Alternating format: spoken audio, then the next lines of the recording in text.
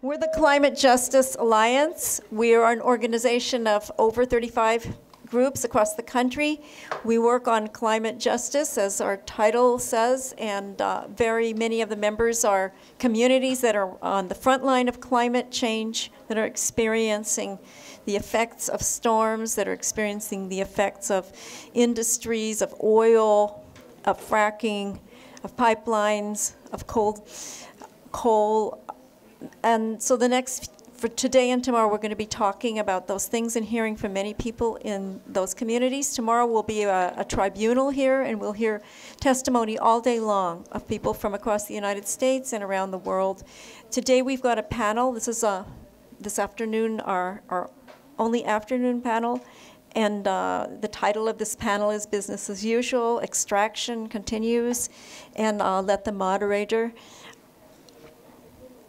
tell you more. The people will have to speak with this because that can't be moved.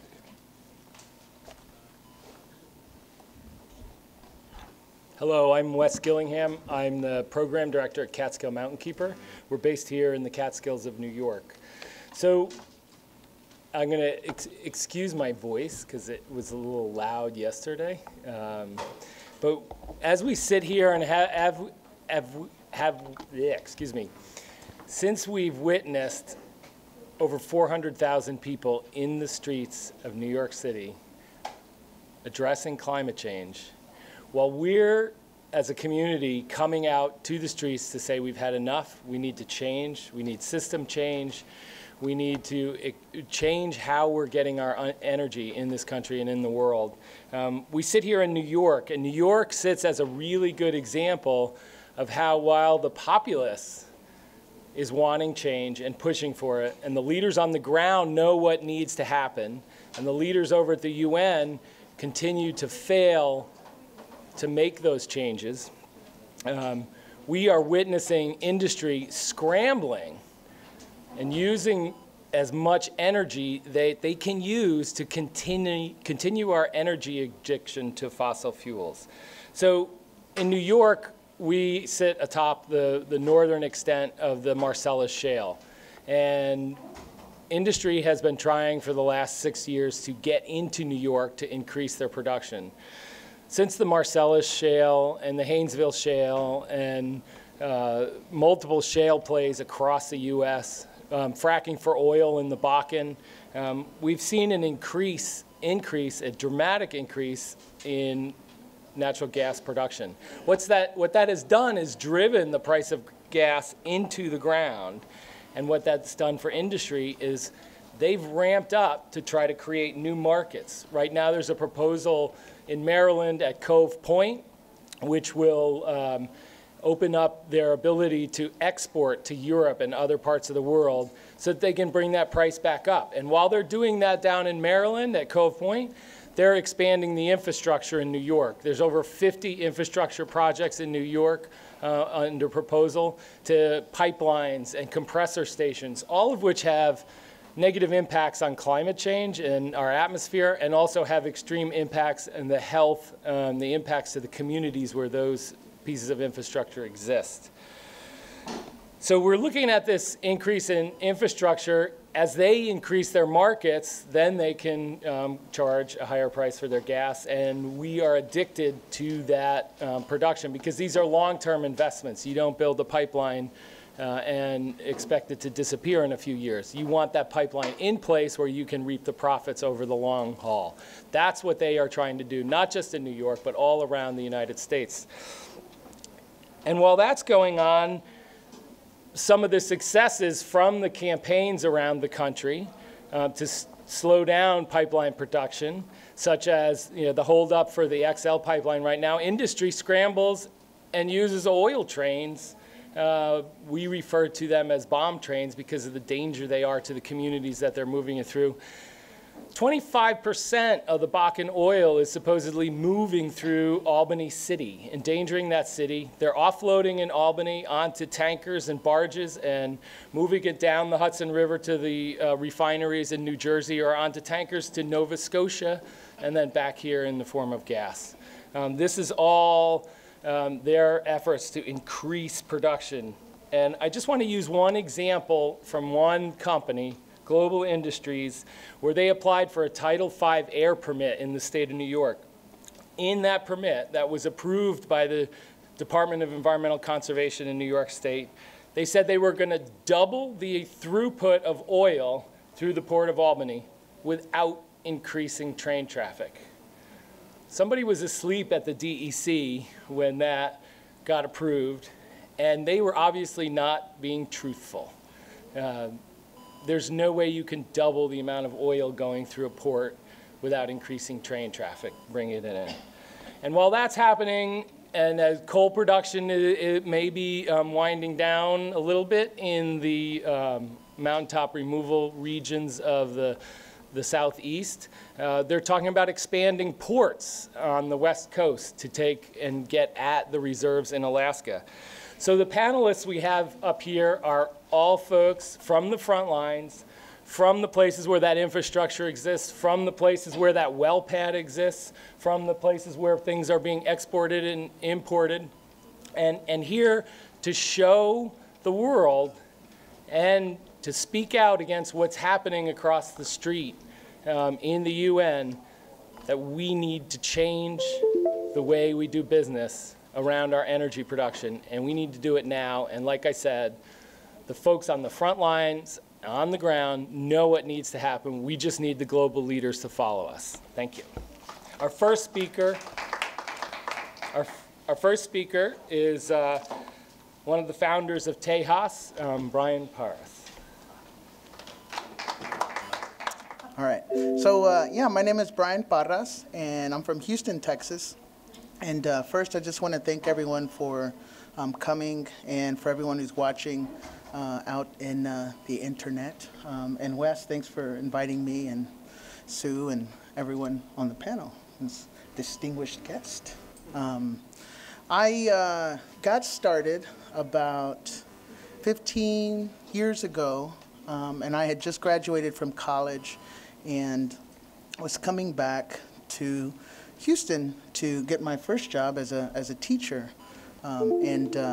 It was at that time that my dad had just come back also from working in Louisiana. He was working with a number of environmental justice organizations on a project called the Labor Neighbor Project. And he had just gotten a job with Texas Southern University Environmental Justice Law Clinic. And so he came back with a lot of knowledge and information about this area of research that was just emerging at the time. And I say that knowing that there were decades and decades of individuals, organizations, and communities who had looked at these issues of disparity with people of color, indigenous, native communities across the globe, and poor communities as well. But with the passage of the Environmental Justice Executive Order, sort of legitimized that work in the corporate world and the political world, and so on. And that opened up funding, and it opened up doors for communities to then get help in addressing these issues. There was an incentive and motivation to do that. So our first issue was actually this first slide. They were having a problem with serious overcrowding in our public schools. And I think there were upwards of 50 students per classroom at the time, which was this phenomenal growth that Houston was having.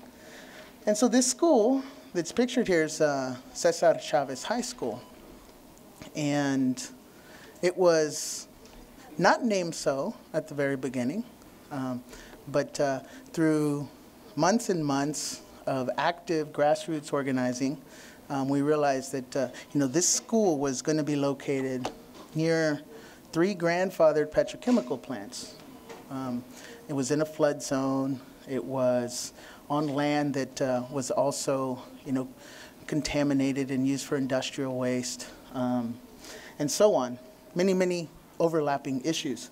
So this was sort of our emergence and our introduction into this area. And we came to realize that Houston was a really, really bad perpetrator of environmental injustices.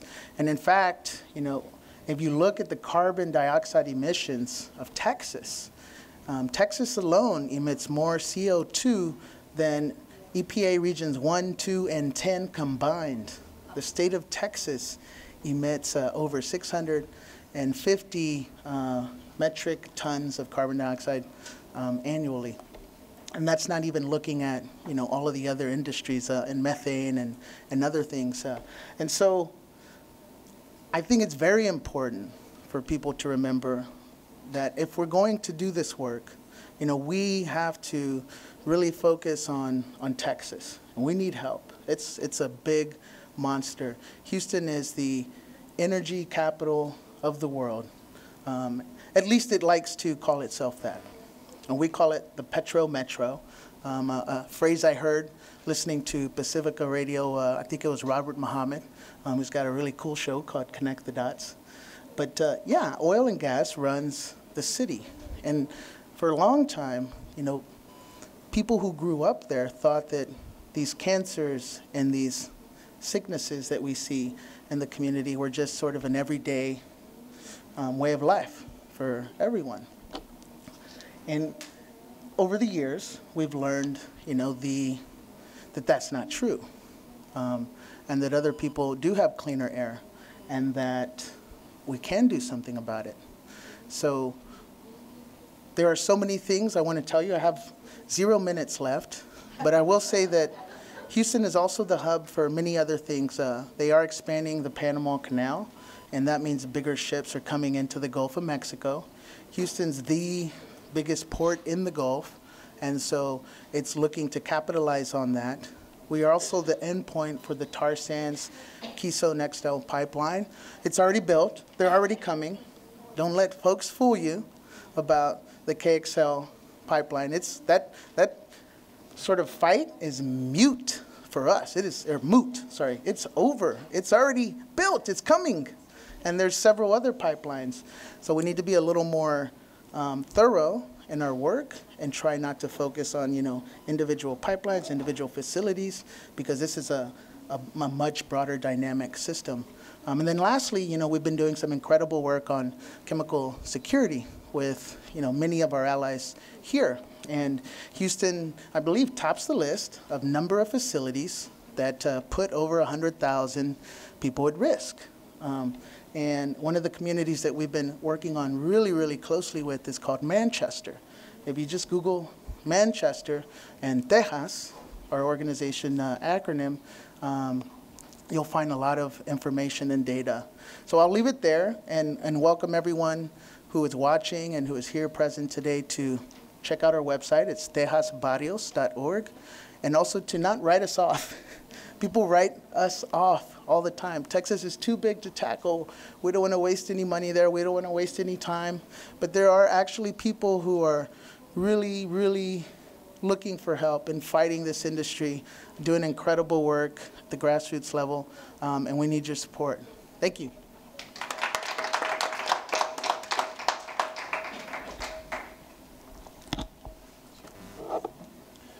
So our next speaker is from the front lines of energy extraction in the state of Wyoming, rancher John Fenton.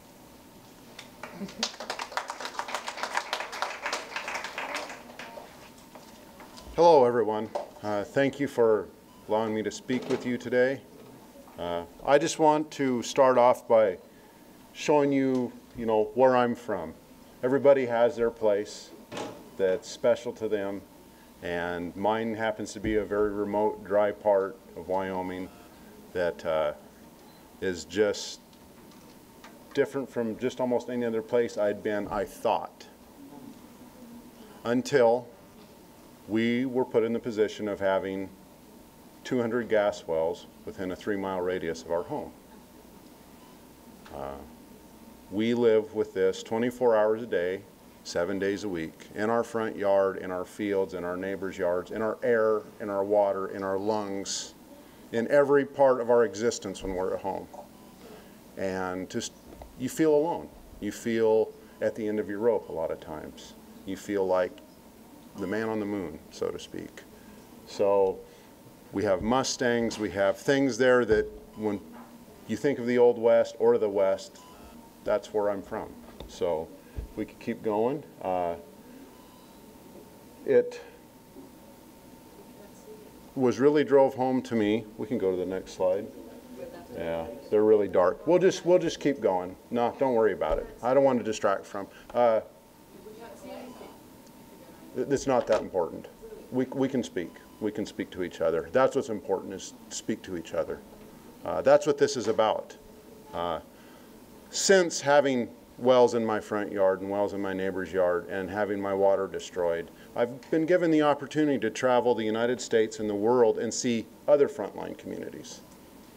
From Bryan's home in Texas, where we drove through the refineries and watched the children playing on city streets with smokestacks billowing and the smell so thick in the bus that your eyes were watering, to Australia, where the Aboriginal people are having their sacred sites plowed under for coal seam gas, to North Dakota, where they're fracking the Bakken oil shale and flaring millions of dollars of gas worth a month, while Native American elders freeze to death on the reservation because they can't afford to put propane in their tanks to heat their homes. I've seen the worst of what this industry can do to people, but I've also seen events like yesterday where we come together and we don't look at the color of our skin or our accent or what part of the country that we live in or the world that we live in. And we realize that if we stand together, that we can prevent the Pavilion Wyomings of the world, that we can prevent the death of people like Terry Greenwood in Pennsylvania, who have had this thrust upon them and are paying the price for corporate profits. We should not have to have towns explode because the brakes on trains fail. We should not have to. We live in an area where there's less than one person every 2 square miles. We haul our water from 40 miles away.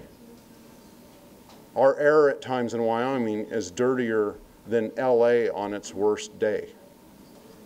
Our children have to shelter in place inside because the ozone levels are too high.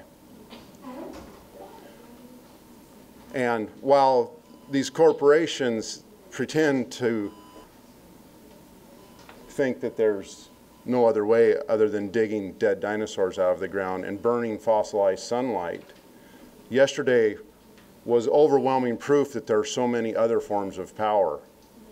And we can live without destroying the planet.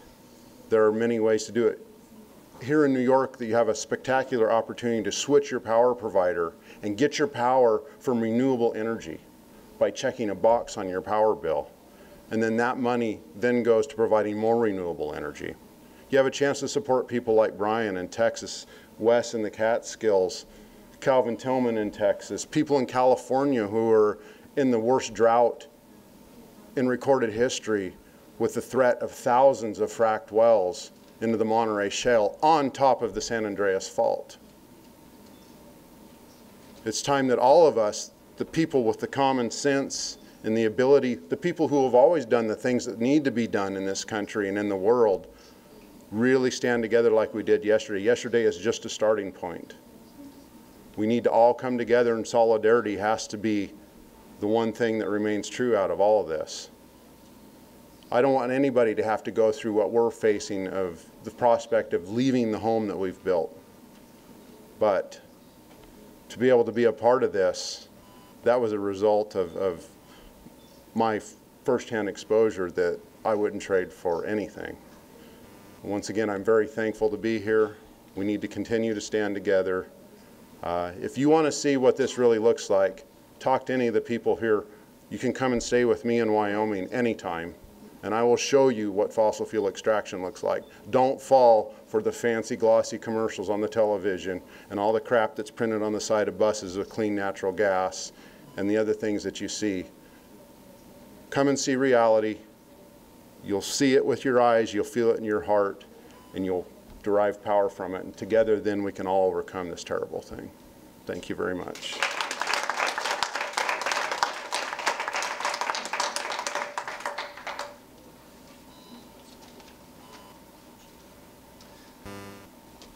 So as the oil and gas industry expands, there's a thing out there that is false promises, alternatives to oil and gas that aren't really the answer. And the person we have to address that is Rachel Smolker from Biofuels Watch.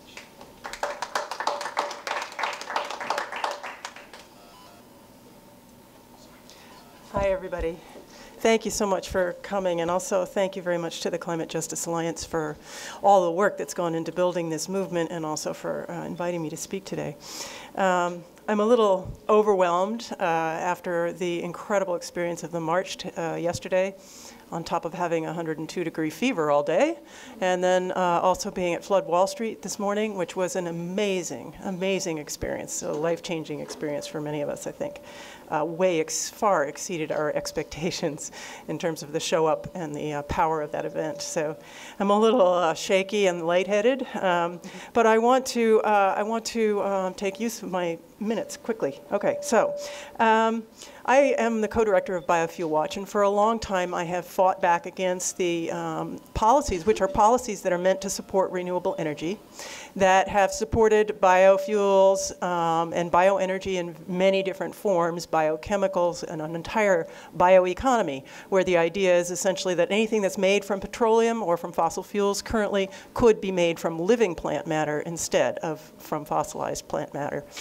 So, you know, we started out long ago when these policies were especially focused on corn ethanol in the United States and the mandates that were passed in like 2005 and 2007. And we were saying to people, we can't burn food for fuel. This is going to have horrible impacts on the prices of food, and it's also going to have horrible impacts on biodiversity and on lands where corn is grown, because it's actually a very horrible industrial process to grow corn in many respects.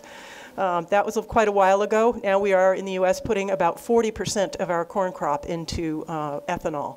And the consequences of that have been very serious in terms of the escalating costs of food that has had a domino effect all around the world and has caused worsening hunger as well as many other problems.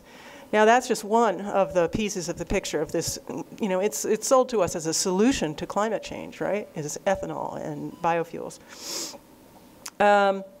But that's only one piece of it. There's also now a growing trend to burning wood for electricity, even as a substitute in coal plants. So many big coal utilities and so on are actually getting subsidized to produce quote-unquote renewable energy by cutting down trees, forests in many places, and turning them into pellets and mixing them with coal and burning them in coal plants. The scale of land area that's required to supply one of these facilities is incredible. And now we have this huge new threat to forests and lands where trees are growing, and a huge push by the forest industry because they see huge profits to be made, the biotech industry, which is trying to genetically engineer trees to satisfy that demand, and so on and so forth. And the other part of that is that because burning wood for electricity is actually about as polluting as burning coal, as it turns out. There's actually more CO2 per unit of energy generation when you burn wood than there is in coal for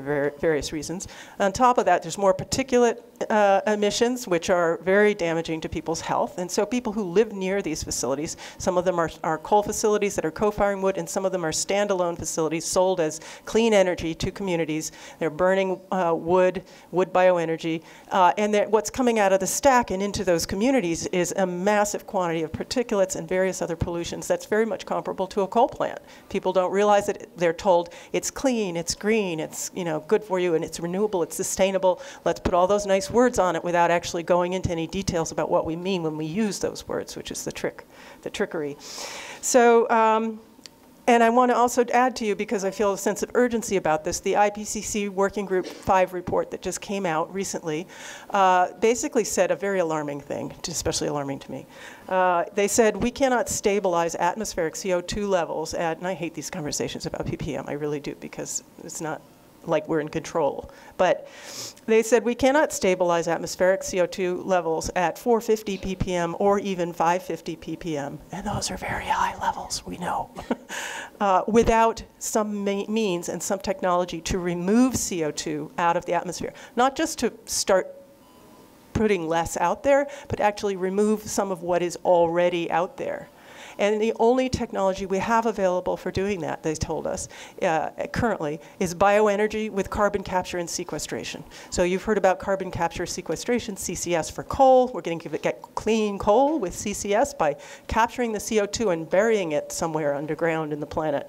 But now we're going to have, a push for using CCS with bioenergy as a supposed solution to a supposed means for actually drawing CO2 down out of the atmosphere, which is based on the idea that industry has perpetuated that when you burn wood or trees for electricity, the trees sequester carbon when they grow, you burn it, some of the carbon goes back out into the atmosphere, and the new trees will grow and re-sequester that. So they claim this is a carbon neutral cycle. Of course, it is absolutely not the case because there are many, there's the harvesting, there's the transportation, there's the fact that forests don't regenerate. You can't cut them over and over and over again and expect that they're going to continue to grow.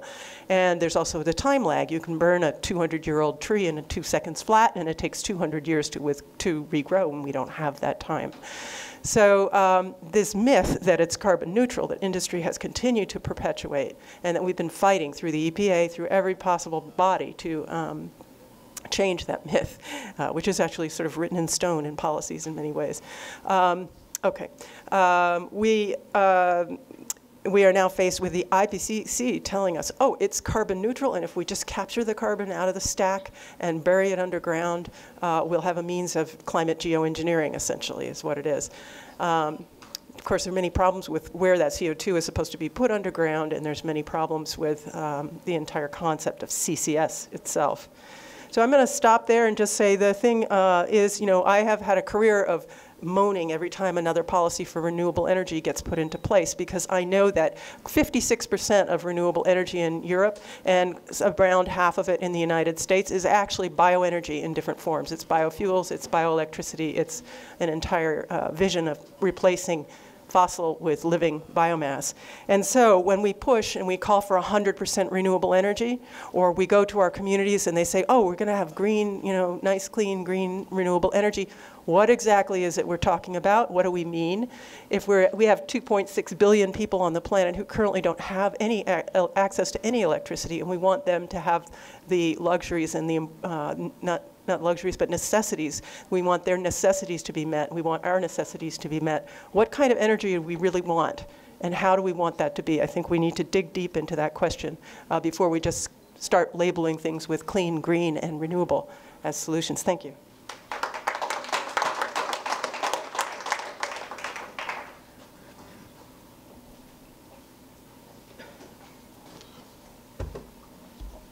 And our next speaker made his way here from South Africa.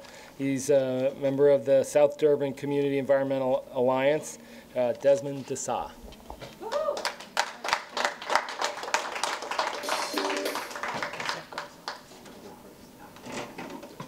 So good afternoon, everyone. How are you? Okay, so I would like to start with a video with 7 minutes. Please bear with me, and then I've got 5 minutes just to talk through, and I think it's important for us to share the information. Of course, else, yesterday would be meaningless if we don't build solidarity by sharing our information, and that's what I'm here for. Thanks.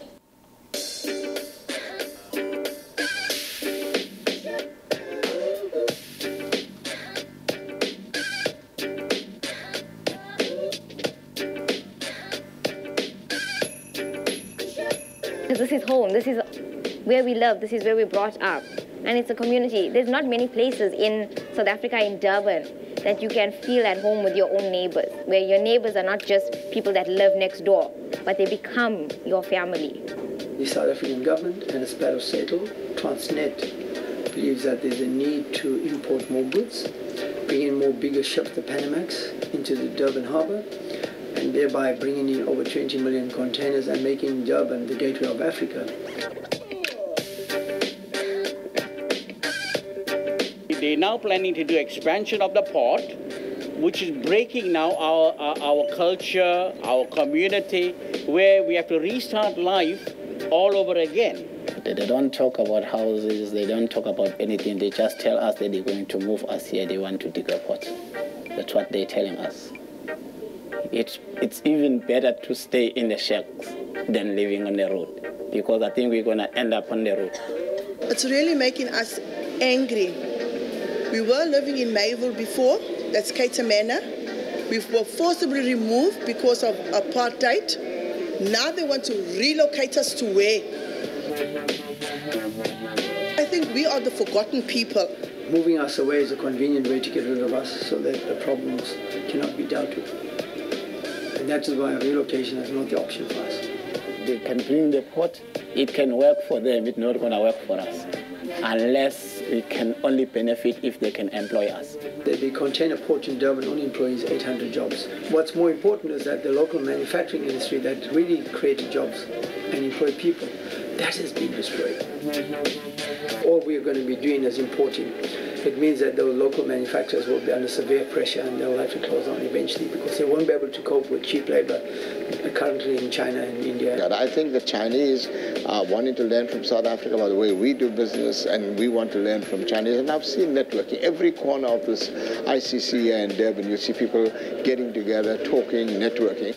Details need to be created in creating the development bank. Leaders of the BRICS nations are highlighting their success in forming a business council on the hopes of boosting trade and investment between the countries. BRICS is basically Brazil, Russia, India, China, and South Africa.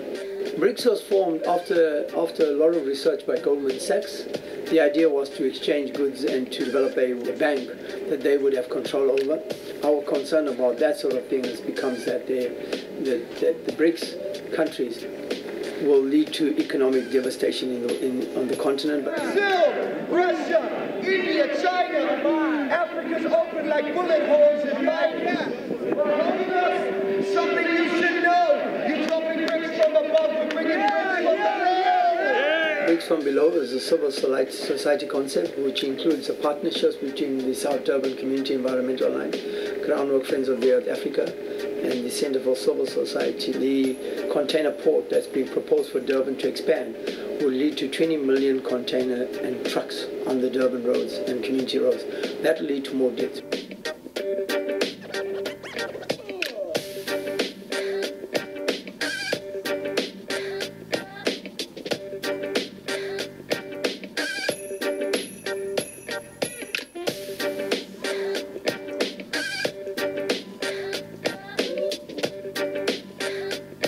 Yeah, the climate angle on this port petrochem expansion is terribly important because Durban hosted the COP17, the Conference of the Parties of the United Nations Framework Convention on Climate Change. That was December 2011. We had 35,000 people descend on Durban to try to fix the climate. But we called it not COP, Conference of the Parties, but Conference of the Polluters, because the key negotiators, like the United States, as well as South Africa, China, Brazil, Russia, India, these big powers came not to solve the climate crisis, but to sabotage any binding agreement. And what the Durban port expansion does is just simply amplify the disregard of the climate that we saw at the COP17, because frankly, if you look at the environmental impact assessment work by consultants like the CSIR and other private firms that Transnet have hired, it's climate denialism. They're just not taking climate seriously.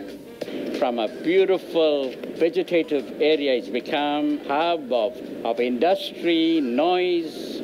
The aroma of Merebank, that's what we call it. You do. You may get the smell, but I don't. Between the two refineries in Merebank, you are suffering massive health risks because the primary school that's right between them, Settlers Primary, has been recorded at a 52% asthma rate, the highest recorded ever in the world.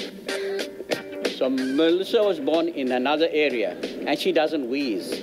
But my other two daughters, Maria and Marsha, were born in Merebank, and they are chronic asthmatics. Merebank suddenly became a place where leukemia and cancer was in increase. And we realized it is because of the pollutants that have been pushed into the air that has affected our people.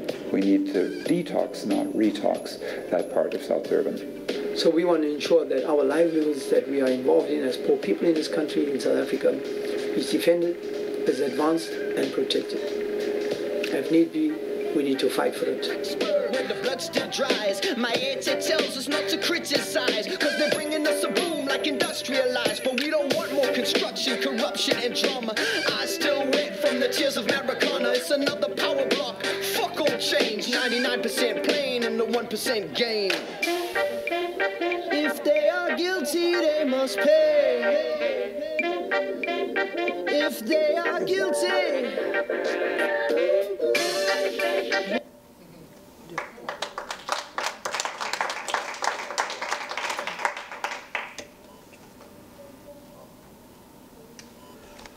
So, a small synopsis of what is to come. It's what I call the carving up of Africa. Living in the shadows of the petrochemical industry in Durban, South Africa, the biggest chemical storage facilities on the continent and the Southern Hemisphere. And when I look out of the industrial, out of my window, I see it every day. And I know that the petrochemical and chemical industries never once, despite the fact that we've been affected, despite the fact that there's been over 30 explosions and fires, and despite the fact we bear the brunt of cancer and leukemia and asthma, never once have those industrial managers been sent to jail for the deaths of workers, for their leaking pipelines, for their lies about SO2, sulfur dioxide, and for their fires, for the fence line pollution, for the deaths of children on the roads by the transport trucks. And when we protested, they sent the police to arrest us. For we said in public meetings, they can go to hell. We will never surrender. They said that was disrespectful. But when you see a 7-year-old child dying of leukemia, then you realize who's been more disrespectful than anything else. This was during the time when we were under huge pressure, not only from the securocrats in South Africa, but also from the governments of the day. And we know that we suffered during the apartheid, and you would know that as the anti-apartheid struggle all over the world, that we were challenging them. But we thought after '94 that things will get better, that those that were living in impoverished conditions, that their lives will improve. Never to be.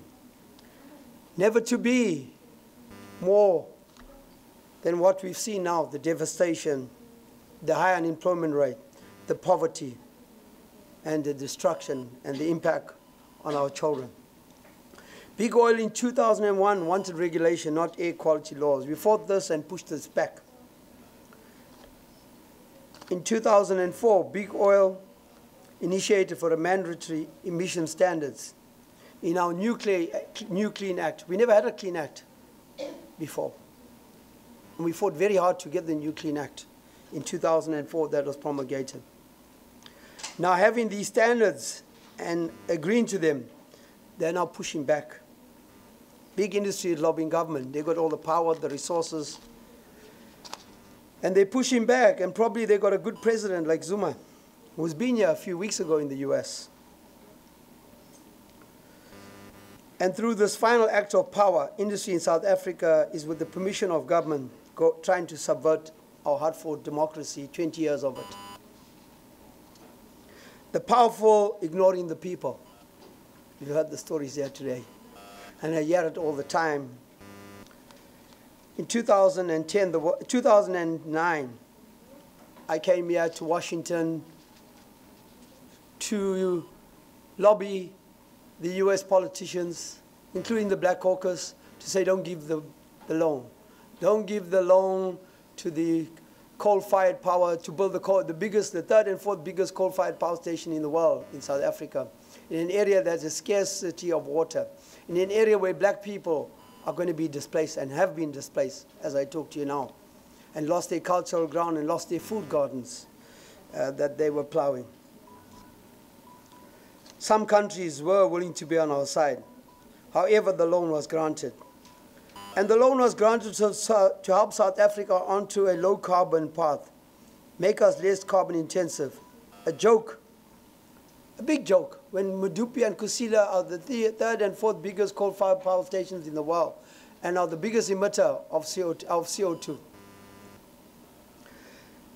And I want to say that the South African government has failed the people in South Africa. We've seen with Marikana how the coal miners were killed.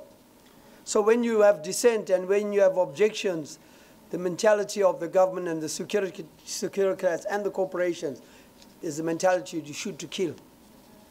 Because they wanted, by all means, come hell or high water. This was to support the future economic growth. Our economic growth has been steadfastly shrinking, with over 50% of black youth in South Africa unemployed.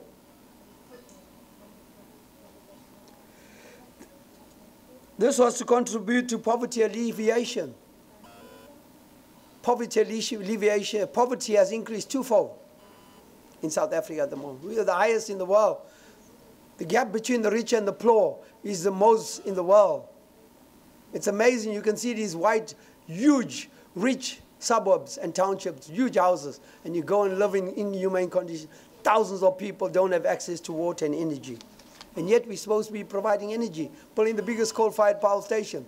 And what's worse is that the major corporations that we heard my brothers talking about here and my sister talking about is also carving up the African Indian Ocean, looking for oil in the haste to supply their greed and thirst and looking for profit. So they're trying to cut up the entire Indian Ocean, carving it up. You got all the big ones there. ExxonMobil, Shell's there, Chevron's there, Sasol is there, and Sasol is in Mossville, building the biggest coal-to-liquid power, refinery. And we know Sasol in South Africa, what it's done to poor black communities, where they're dying of cancer and leukemia, not benefiting nothing out of it. Sorry, I understand you gave me a few minutes. Yeah. The emissions, I mean, we've got 50, the film tells you everything about the asthma and the cancer, so I won't talk about that. It is from the content that we are meeting in New York this week. And I was excited yesterday. Like everybody else said, yes, 400,000 people, that's what we need. We need a new revolution. We have been compromising for too long. We've been sitting with them inside and accepting the nonsense that they've been feeding us. And our people are dying out there, and we are compromising and saying no tomorrow, or we'll go to the next COP and things will change for us. It's never happened. Why is it that we've had 19 COPs, 3 world summits, and we're supposed to speak to these wannabes, these foolishly trust them, these so-called leaders. We respect them and put them above every one of us, and yet they haven't delivered. The climate the climate issues have been getting worse. And in Africa, we have droughts. We have floods where wholesale communities have been wiped out. Thousands of people are dying. Poverty is increasing. And yet we must come here and go inside to the UN and listen to all that we've been listening for over 20 years. The end is now, my friends. The change must happen now in our lifetime. So when we say, what do we want? When do we want it? Now. Thank you. And I could go on and tell you about and why I disrespect the UN processes. I disrespect those NGOs that have been sitting there and been comfortable. I say down with them and forward to the people. Amanda. So thank you.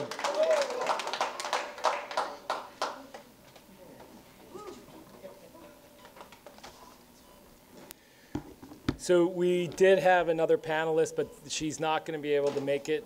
She's still uptown in traffic. So that actually means we'll have a little bit extra time for question and answers.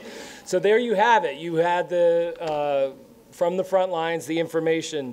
Industries building the pipelines with the arrogant expectation that it's business as usual. A disregard whether people have access to clean water, a disregard whether people have access to clean air, a disregard for the health of the people that live in communities where these things are being built and transported. And as the oil and gas industry buys up the old outdated refineries in and around Philadelphia, Delaware Bay, and New Jersey, and around the world to ramp up their industry, despite the impacts of climate change, it's time we listen to that last speaker and have a disregard for their profit margin, and we stop buying fuel and energy from them and switch over to alternative energies. And I will leave it at that, and we will all take questions. So could all the panelists at the table. Thank you.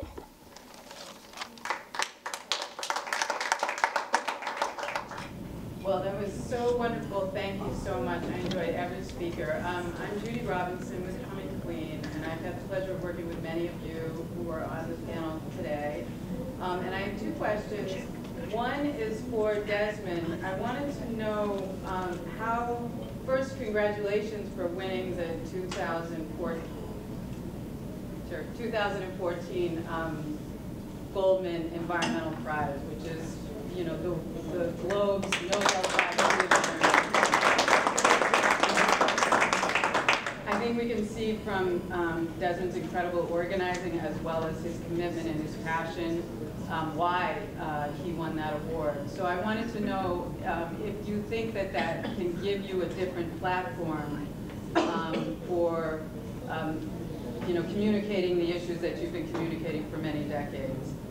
Also to Bryan Parras from Texas, I wanted to know what you think is the strongest element of the networking organizing that you're doing from a local to national perspective. I know you're very, very active in Houston, but you're also very active with other communities around the world. So maybe talk to us for a minute about how that strengthens the organizing locally and builds up to kind of national impact and a global impact that I know that Texas is after.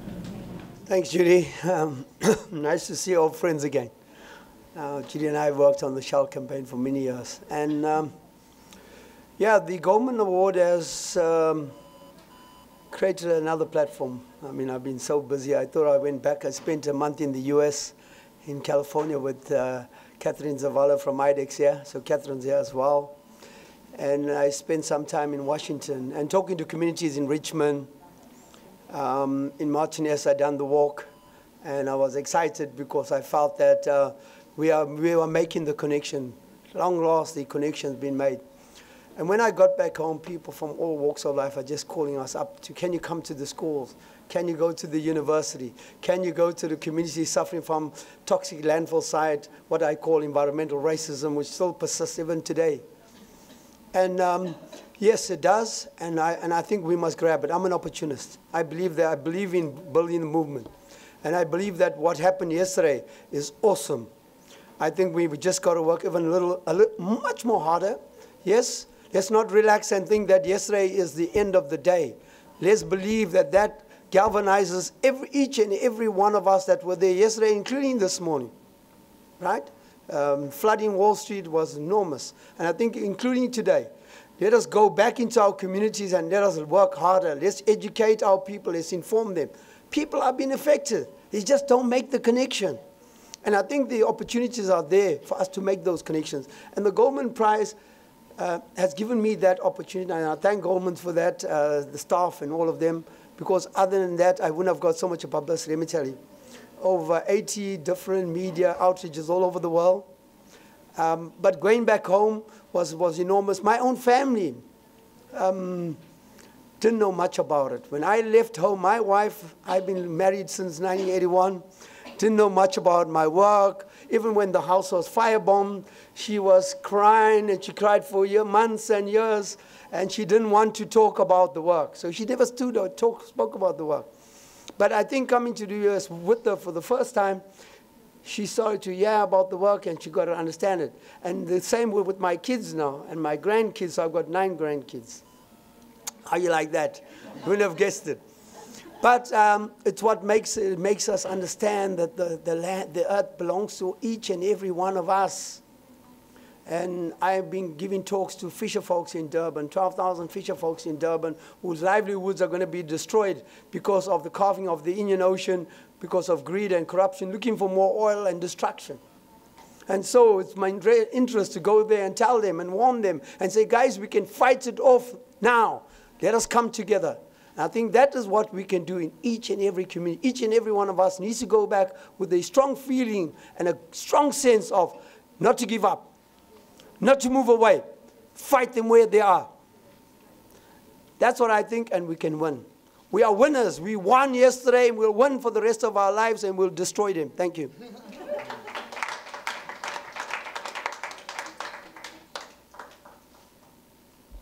All right. I think I remember your question, Judy. You know, it took me leaving Houston to really understand the impacts and the issues very clearly. And so I think one of the most important things that any community, any grassroots organizer can do is sort of step out of your situation for a brief moment in time to see the big picture, to see what's happening. And in that process, there were several trajectories of learning that took place. One is, you know, that all of the health impacts that were being put on the communities where I grew up, but also how there are really no safe ways or, you know, to do this fossil fuel extraction, processing, and that, you know, all of the products and the entire system that we, you know, live under is flawed, seriously flawed. And there's no way to put Band-Aids on each of these little issues, right? So we have a huge problem that we're talking about this weekend, CO2, right? But that doesn't address the chemicals that come from the same, you know, industry, from the same products. That doesn't talk about the wars that we wage to get access to these fossil fuels. And so all of these other things you learn along the way are very important.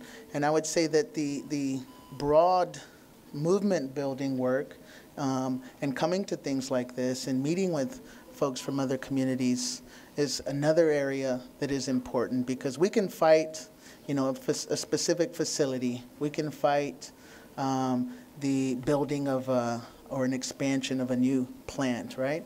But it does no one any good really if we win and it gets moved to another community. And so we can't think in terms of ourselves anymore either. That's another huge thing that is difficult to grasp, especially for folks who do not step out and you know, see the globe as, you know, an entire community. And I think that's something that we've lost, all of us. We have to get that back. And it's hard to when you're busy and you're working and you're raising a family or you're going to school and all those things. So that's just a few things that I think, you know, I would like to impart, and I know that others have, you know, expressed that same sense of learning and appreciation too in doing the work. And I've done work in the Gulf, you know, and also just learning the regional issues. And we suffer from high rates of leukemia in Houston and in Texas too. But it's hard, you know. I had to become an economist. I had to become a lawyer. I had to become a policy wonk. I had to learn how to speak in public. I had to. That's not what I went to school for, and it's not, you know, really a chosen path. It's something that I think we're forced to do, and I actually appreciate it, because I think, you know, all of our lives should be that way. We should learn and grow as individuals based on, you know, our experiences. So I feel fortunate, and I'm also excited, you know, about yesterday and moving forward, because I know that, you know, what happened yesterday was just an exclamation point, and any exclamation point, any exclamatory statement requires action and response. So that's our work now, is what is our response going to be, truly? And I'll let y'all answer that one.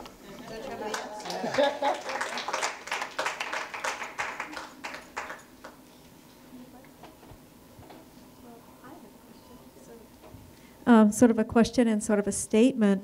A lot of us that are here today live in the city of Newark, New Jersey. We're kind of your hosts, your local hosts. And that's just across the Hudson from where we are now. And that is the port. That's the port of New York. There's no real port of New York. The port is in Newark, New Jersey. It's the biggest port on the East Coast. We have an asthma rate, and I'm shocked by your asthma rate. We consider ours very high. We have 27%. The statewide average is 12%.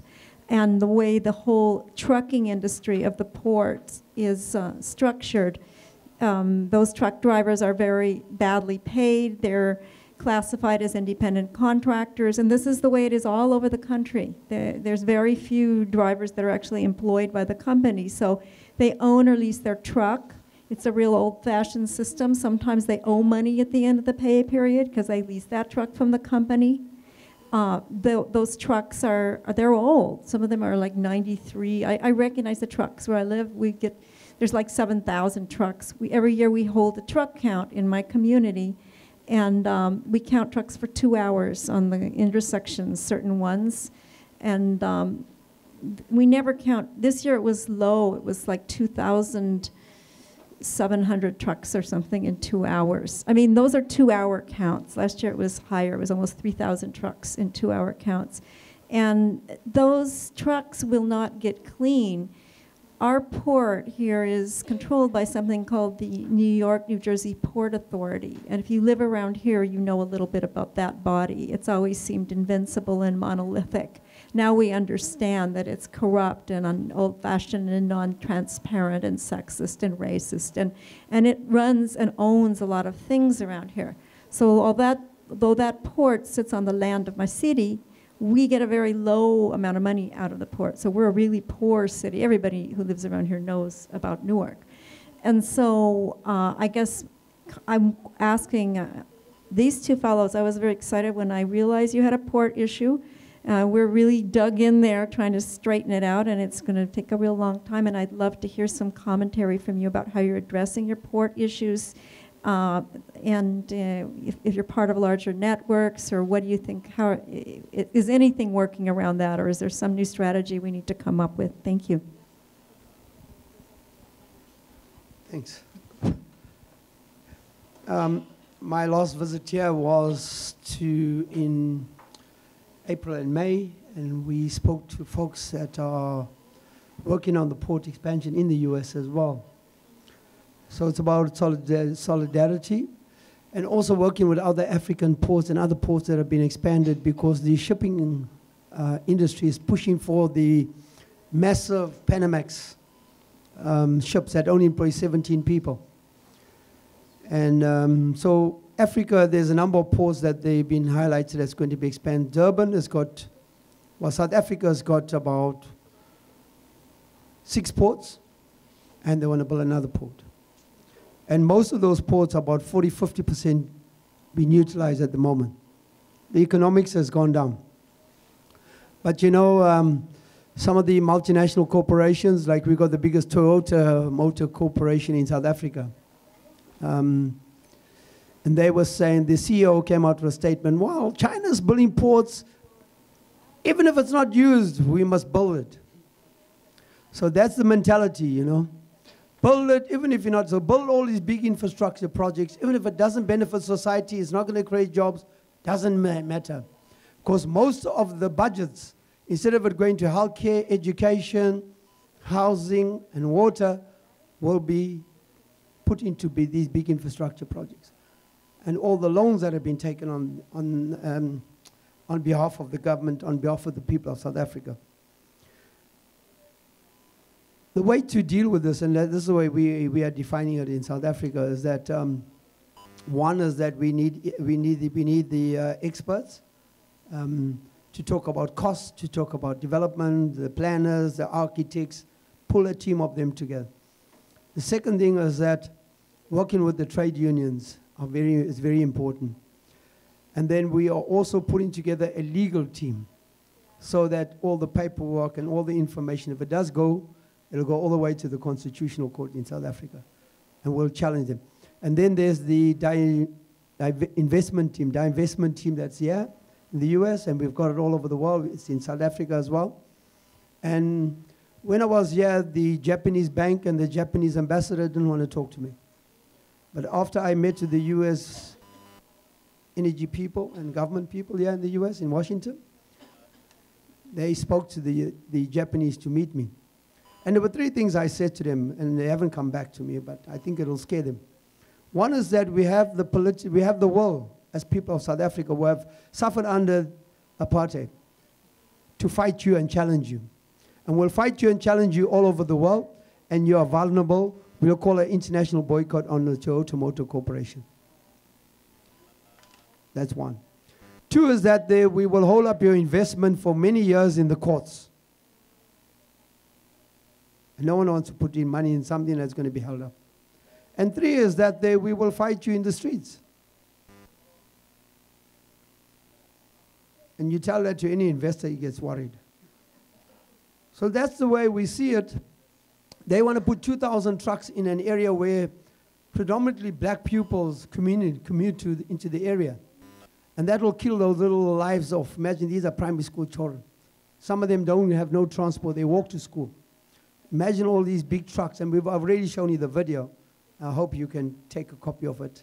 To see that the destruction that these trucks do. But I think it's a holistic approach. You know, you take your own air sample. I learned from the US with the bucket. We take our samples, send it, ship it back to the US. But we do have a lab in South Africa now. And we do monitoring. We're watching them day in, day out. So you have you organize the community. That's what we should be. That's our strength. Mobilizing people, organizing the issues, and challenging them. And being in their face. And these big corporations, they don't like bad publicity. Yes, they will come after you. But they must know that we are not going to go away. We are here to stay. You know, and so we must fight them all the time. And let's not be scared of them. And let's deal with them. Let them know that we are here and we have our families and our communities that we are wanting to fight and defend. And so, yeah, I'll leave it with you just on that, just to say that I think that whole holistic approach is important. But it's important to be in every community, organizing meetings. And there's so much of information out there. People are really concerned about trucking. Like you've seen, that was 24 people that died in that trucking. Just that video I showed you now. 24 people in one incident. 7,000 accidents a year, just in my province, where I come from. Not even in South Africa, in the entire country. Talking about the province. So you must realize that trucks do kill. They maim, they destroy. And we have to push them back and defend and fight them off. But it's also the whole system that we have to fight. The system that we've been hearing this week. The capital system that has failed each and every one of us. That continues to rely on this import model.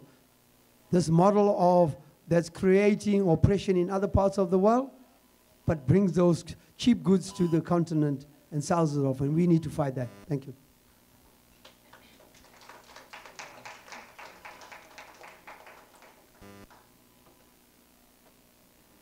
The ports are complicated because I think when I've listened to folks typically talk about ports, it's always about goods movement.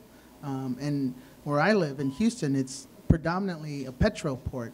And I believe it's the largest in the States if you look at the tonnage, the weight. And so with that, you know, what we're pushing are petro products, you know, oil, gas, diesel, all kinds of things like that. On top of that, we have the trucks that add to other issues like diesel particulates. The boats add to diesel particulates. But there's also a whole culture around port communities as well that you know, people don't often talk about. And Houston is a hub for many, many different things. You know, we're really close to Mexico, which is, has just opened its borders to, you know, more oil and gas exploration, which we're concerned about. But along with that comes human trafficking. And if you look at ports, you have, you know, men who have been on ships and boats for long, long, long periods of time. And so we see a large number of bars and prostitution and drugs, also in these communities, in these same communities that are, trying to assert their rights for public health, for better education, and all of the other things that go along, when you live in a city. Roads, sidewalks, all these very basic things. And so compounded together, we have these cumulative impacts, not only physical, biological cumulative impacts, but psychological, psychosocial cumulative impacts that create a culture of overwhelming, just sort of exhaustion. It's really difficult because these chemicals also play on your emotional states. They cause depression, they cause lethargy, they cause your immune system to stop working.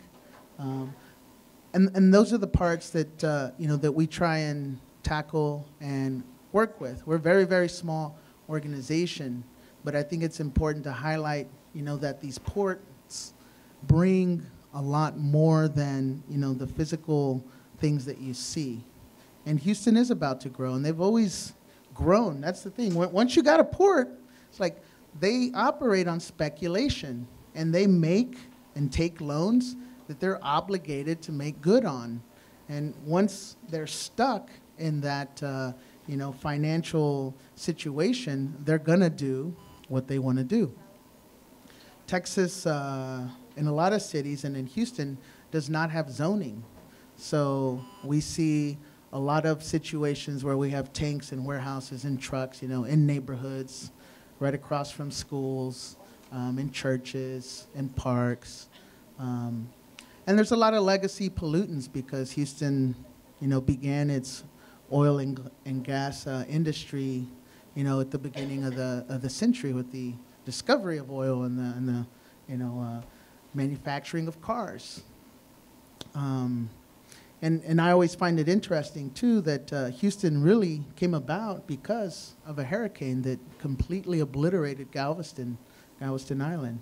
A port was built after that to bring it more inland, and that coincided with the discovery of oil, and it coincided with the manufacturing of automobiles, and it coincided with 2 world wars. All these things sort of happen at the same time.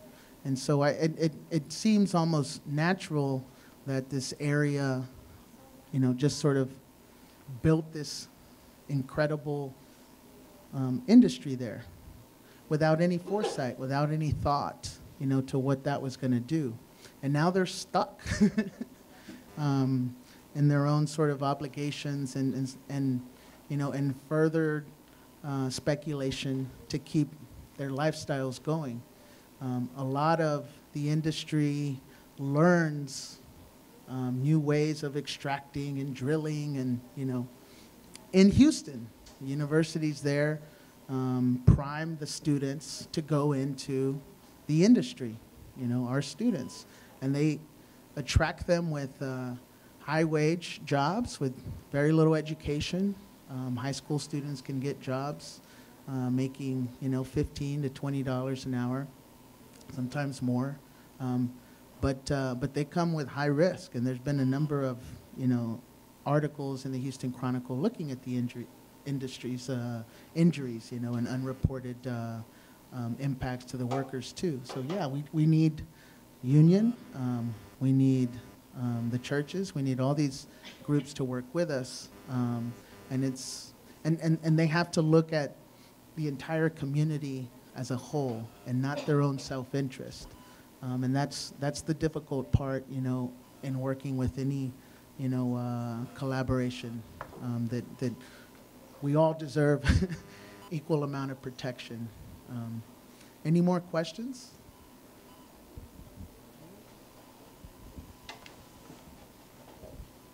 Thank you. 2 days ago, I heard a young woman from North Dakota speak about fracking in her area, and then what you're talking about in Wyoming. It seems like we get a lot of publicity down in Texas and Oklahoma and places like that on these, but Quite honestly, maybe I'm just naive on it, but I really hadn't focused so much on what's going on in the upper part of the United States and the horrific amount of destruction that there is and the huge numbers of trucks that are going in and out and all of that. So I just wondered if you wanted to talk a little bit more about what's happening even more than what you did before, because it's just horrific. Well, the truth is that most of the West and the Rocky Mountain region has some form of oil and gas extraction or coal extraction or uranium extraction. Colorado, New Mexico, Wyoming, North Dakota, Montana now is getting it, Idaho. You know, the little town that we live outside of, Pavilion, Wyoming's not 200 people. We live outside of town about 10 miles.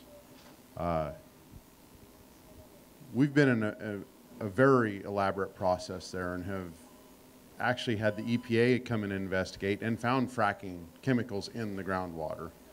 The thing is that it's such a politically charged topic, and all these lawmakers have so much invested in this because, like our governors in Wyoming, usually when they leave, they very shortly after that go to work for a coal company, an oil company, a gas company. So we had EPA come in, do a groundwater study, find that there were fracking fluid in the water because of fracking. And the first person to go to war against the Environmental Protection Agency was Governor Matt Mead from Wyoming. Flew to Washington, D.C., lobbied to have the study thrown out. James Inhofe from Oklahoma, every pro-industry lawmaker in the country went to war with the Environmental Protection Agency, and they were successful. The investigation was turned back over to the state of Wyoming, who's now doing an investigation as funded by Encana, the very company who did the drilling in our area. So that's why we've had some conversations on the side here. It's so easy to get hung up on the crisis of the moment. And for me, that is the crisis of the moment. But we have to come together. That's what's so important. And fracking is a spectacular word because just the word itself kind of makes your skin crawl, you know. It's the whole process. It's the entire process. And whether it happens in Wyoming or Pennsylvania, or where they want to do it in New York or South Africa or Australia or Poland and Romania, where people are putting their bodies on the line to stop this. It's everything from how they acquire the mineral rights, how they push people off their land. Our property is worth less than half of what it was before this started. As people in agriculture, you don't make a lot of money a lot of times, but you have land that you can fall back on. Well, we have land that's now essentially worthless. The problem is that these corporations play outside of the rules that the rest of us are expected to play under. They use these lines drawn on a map called states and countries, and they want to do different rules in every one of them, and they want to confuse everybody with this multitude of little changes here and there, when what we need to do is have a universal code that they have to operate by. The reason they don't want that is because they simply cannot do it. This is a process that cannot meet the environmental standards, or they would not be exempt from them. You know, a lot of things have happened to shed light on this. The Gasland movies, there's all sorts of things that have come out. Theater and film and art and music are very powerful things. You know, the clip that was shown by Desmond, you know, there's intersections in North Dakota that look just like that. There's intersections in Baytown, Texas that look just like that, and in California and in all the other places that this happens. So I wouldn't necessarily feel real bad about not knowing everything that's going on in the West with fracking. The thing is that we need to remember is that whether they're cutting down our forests to generate electricity, which is the most insane thing, or trying to convince us that we can take all this plastic crap that our food's wrapped in and the cruddy plastic toys that kids play with is wrapped in, and tires and all this other stuff, and burn them for fuel or burn them for electricity. Common sense flies in the face of that. So to not know the individual topics, I don't think is nearly as important as it is to be aware that we have to shift away from this. And that as much as this is an environmental and climate change issue, what it is first and foremost is a human rights issue. And that in order to carry these processes out, you first have to stomp the human rights out of the area that you're working in. And so we need to stand up for each other. That's the most important thing, is to stand beside your neighbor, whether that neighbor is in this room or halfway around the world, and tell these people that they're not allowed to do this to us anymore, and that it's up to us to take our own future back. So I think the most important thing is solidarity and standing with each other and continuing to do that until this is achieved, not just at a rally in New York City.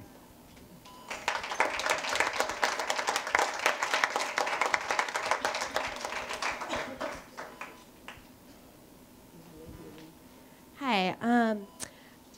I just wanted to say that as somebody who lives in Oakland and works in Richmond, and Oakland's a big port city, and Richmond is literally built in the shadow of the Chevron refinery.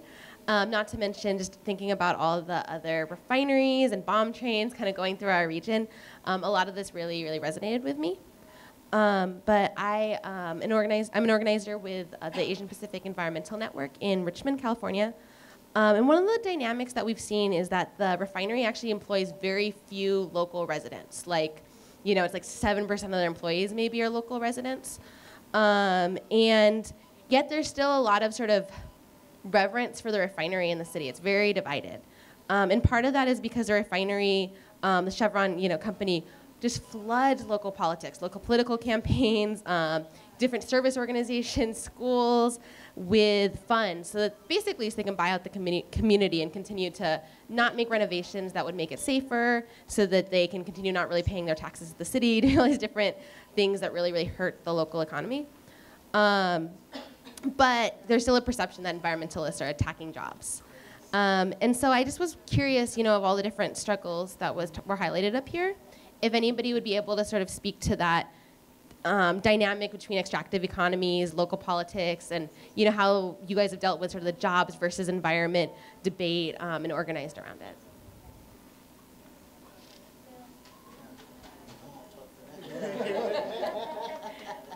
He's got some comments. I have some comments. I'm sure we all have some comments. You have some. Drop some names. Come on, y'all.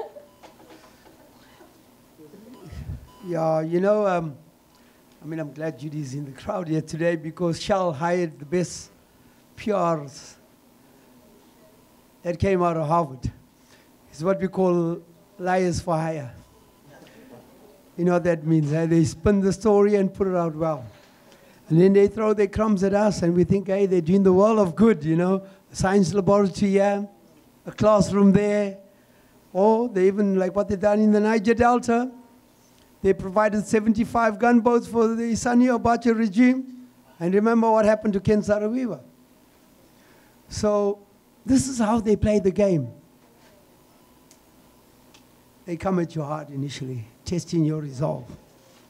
They'll come and throw the money at you, testing your resolve. But you know what I believe? Once the scales have been removed from your eyes and you know there's no cure for cancer and leukemia, then no money in the world can stand with you. We have to be wary that we must stay focused. We must have the resolve to stay steadfast against what we believe in. We cannot eat money, neither can we eat the chemicals.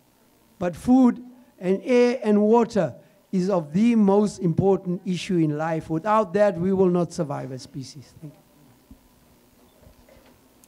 Well, just from my perspective in Houston, we have a few politicians that we pick on all the time because they do receive a lot of money and they represent the district that we're at.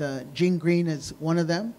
He's a Democrat, so there are no party affiliations that really matter when it comes to money in politics.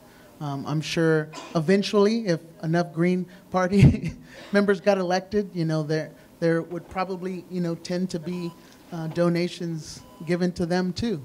And they have enough money to give to everyone. In Houston, a lot of our big citywide events are sponsored by oil and gas companies. We have a huge marathon, the Chevron Marathon, and all the other subsidiary oil companies, they all have their own little marathons too. And the really sick part is they are supposed to be having these marathons to raise money for cancer research. And so you have the hospitals sort of tied into them too. When companies are fined in, I think across the country, one result could be money that they have to give, and I think it's called a SEP. Oftentimes that money is decided by the company that is being sued on where it will go, who it goes to, what they can spend it on. And so it typically ends up, you know, on a group planting trees in the city, or it goes to cancer research, you know, millions and millions of dollars. Our art institutions, they get funded also by oil and gas. They sponsor, you know, there's a whole array of greenwashing that takes place. And with the politicians, like, we can point that out to the public. I think at some point, most of the folks say, well, that's every politician. Yeah, they're going to get money from these industries because that's who's here and they need the money to run. So it's hard, you know, it's hard for that to even have an impact on, you know, how folks think about their politics. But I'll ask this gentleman he's got a question, I think. Yeah, and it's for you but everybody. And this is kind of a weird question, but it just occurred to me. I mean, they spend so much, companies on greenwashing. Oh, they spend so much. We need the mic because it's live streamed. Thank you. The companies spend so much on greenwashing. They spend so much on buying communities. They spend so much on buying legislators and buying councils and buying communities and buying schools. Is it possible that they're actually spending more money in the end trying to bribe us than if they were to actually fix things? Sometimes the profit is so overwhelming it doesn't come close, but sometimes the amount they're spending to maintain the status quo seems almost like a psychological disorder, where I'd rather spend myself to death than do the right thing. I'd rather spend more doing the wrong thing so I don't have to change. Has anyone ever just run the numbers? Because we could talk to psychologists and maybe have it classified as a new disease under the diagnostic manual, and then we could solve a lot of problems fast with having people committed. So when 7 years ago, when landmen started working the neighborhood around where I live in the Western Catskills, and nobody heard of fracking. There was like 2 websites on the internet that had an explanation of fracking: Fort Worth Can Do and the Oil and Gas Accountability Project. You really couldn't find anything about fracking. I got in touch with somebody from the Powder River Basin Commission, Jill Morrison, in Wyoming. And one of the first things she told me was, well, the first thing you need to know about landmen is if their lips are moving, they're lying. And I experienced that personally early on in the gas drilling fight in New York, going to a meeting with a whole bunch of NGO, environmental organizations, and the industry, just a meet and greet, they called it. And we went around the room introducing ourselves, and I said I was West Gillingham Program Director for Catskill Mountain Keeper. And the meeting started out with this guy from Chesapeake and a lobbyist for the Oil and Gas Association of New York saying, don't worry your pretty little head about the Catskills. We're not interested in drilling in the Catskills. There's infrastructure in the central part of the state. We're going to focus there. That's where we can work on it. There was no negotiation happening at this reason. There was no reason to lie. But that was 3 days after they took out the first 5 permits for horizontal drilling and hydrofracking in the state of New York in the Catskills in the town near me. So I think you're touching on something. They are so used to an arrogant approach to going forward that they can either get their way by muscling governments, muscling individuals, threatening individuals, that it's become it's a normal pathology, I think, for industry. I mean, we're in an age with the oil and gas industry, it's not just put that little straw in the ground and you got gas come gushing out. They're going to extremes to get it out of the ground. 8 to 10,000 gallons, 8 to 10 million gallons of clean water, mix it with thousands and thousands of pounds of toxic chemical, pump it under the ground with enough pressure to break up rock 8 to 10,000 feet under the ground. That's not cheap. They don't go out and deep water drill in thousands of feet of water because it's more fun. They're just keep on going. They're just extracting and extracting, and they're extracting the life of communities where they're working. They're using extreme resources to get the energy out. And then they're using extreme amounts of money to alter governments and alter people. Non-disclosure agreements. Any one of the industries and places that people have talked about today, there's thousands of non-disclosure agreements. Someone has a problem that could potentially turn into a lawsuit, you throw money at them, and you throw enough at them that they sign a piece of paper so they never talk about gas drilling again. To the point where they tried to get a non-disclosure agreement on someone's kids. So when the kids grow up, they can't speak out against the industry. That's insanity. That's what we're facing here. Maybe it is insanity. It is insanity. Mountaintop removal. We shouldn't need to go any farther than that sentence. But Wes, they're making extreme profits. And they are making extreme profits. They're making extreme profits, and they're using that extreme profit to alter whoever they can. But that's where our job comes in. That's where our job comes in as campaigners. To go out now, I don't know if I'm going to get the statistic right, but a friend of Jessica's who's sitting in the back said that yesterday there were 1 in 795 people in the United States. 1 in 795 people in the United States in the march yesterday. Don't ask me how they did that math, but supposedly it's right. So we need to change that to 1 in 7.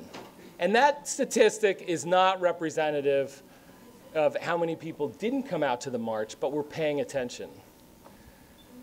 And we need to find what our strength is in the campaign. If it's, well, what happened in the state of New York, a bunch of people on the ground worked with lawyers and got local bans in their towns against the industrial activity of drilling or against the wastewater treatment that's going to come into their communities from other places that are drilling. People are still wrestling with FERC and the whole regulatory process there. If you're a policy wonk, get in there. And don't work for the better regulations. Dismantle the system that we're working with. John talked about how that system is failing us. The EPA, the Environmental Protection Agency, should not be bent by a few politicians in the state of Wyoming. That should not happen. That shouldn't happen in the United States. It should not happen anywhere in the world. So we're out of time. Wes, let me add one important point to that question. Yeah. I'll be brief. Yeah, but I think this is important because you asked a question, and I think you know, the numbers matter sometimes, right? I don't have any faith that they use logic to make their decisions. But also there's an element of colonialism and racism embedded in this too. And in Houston, they actually have painted the conquest of the Battle of San Jacinto on oil tankers so that you can have a nice visual story on your way to the monument of the Battle of San Jacinto, you know, which was the beginning of the conquest of the entire Southwest. So, no, I don't think logic helps.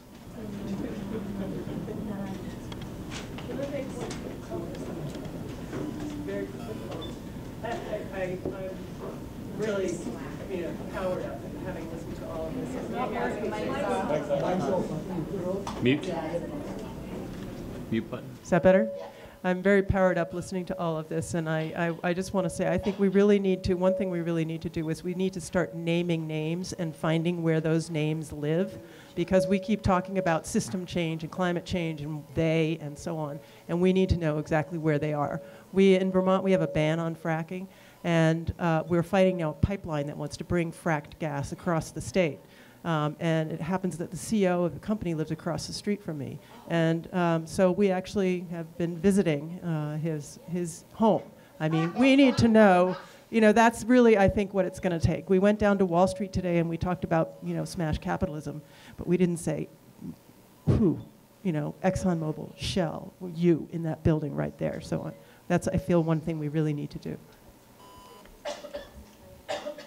So, as a last note, I would just say the who is us, and we need to make that change. Cynthia?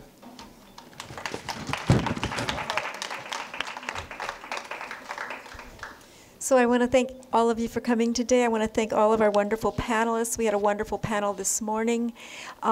We will be here all day tomorrow. Tomorrow we'll be working in a tribunal format. We will hear dozens of cases of testimony from people across the country, around the world, north and south. People from right here in New York and New Jersey are going to kick off the day with the stuff that's going on very, very close to you that some of you may not know about. So please come back tomorrow if you can, and thank you very much for being here. And let's go out and fight.